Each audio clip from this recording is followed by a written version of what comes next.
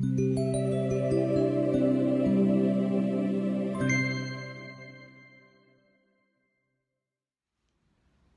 everybody, I'm John and this is Sell Perspective. Today I want to talk to you about the central part of your resume, the stack. That's what we call your contact information. Your name, address, city, state, and zip code, your telephone numbers, your job search email address, make it an active link, and your URL. It's surprising. We get stack information all the time that's incomplete. So make it easier for the recruiter. Let's go through it one by one. First, your name. That's pretty self-explanatory, except some people make their name in 18 or 20 point type. Don't do that. That kind of sends an interesting message. If you want to do 14 point small caps, all boldface, that's okay, but don't get any fancier than that. Then your address. We prefer to have your primary home address. Now, I know there's some people out there huckstering the idea that you don't need to put your address on. But you know, if you're an executive candidate and you're applying for an executive position and you send a resume to me, that's a yellow flag. Don't make me ask questions I don't need to be asking. Third, city, state, and zip code. I even get resumes that don't have a city or state where the candidate lives. And that really does raise flags in my mind. Now, let's talk about telephone numbers. Frequently, we'll have one telephone number, but we don't really know what it is.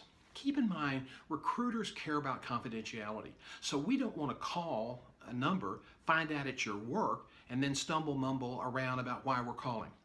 List all the numbers that you want to include, and we suggest your cell and your home, and then put in parentheses W, H, or C. That way we know where we're calling.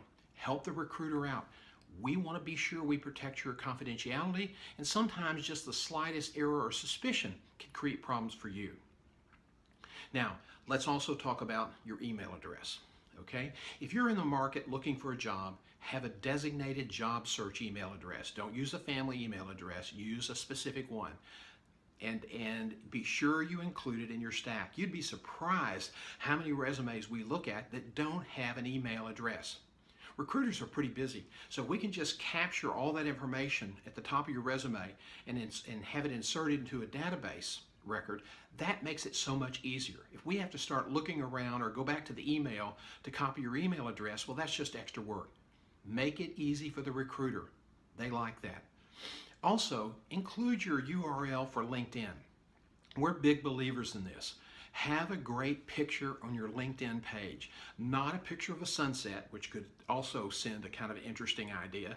Secondly, you want to have a really good professional photo, not something with your dog or not something sitting behind the wheel of your car.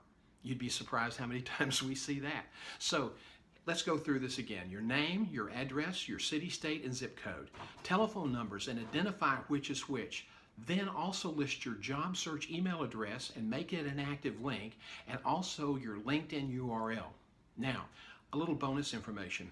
Be sure that your resume is consistent with your LinkedIn profile and any other professional association profile that might be out there on the web. If you're a healthcare person and a member of the American College of Healthcare Executives, you list all of your jobs on that site. You want to be sure that all the information is consistent. Hey, I hope this information helps because we're here to help you. If you have questions, email me at asktherecruiter@johnGself.com. Until next time.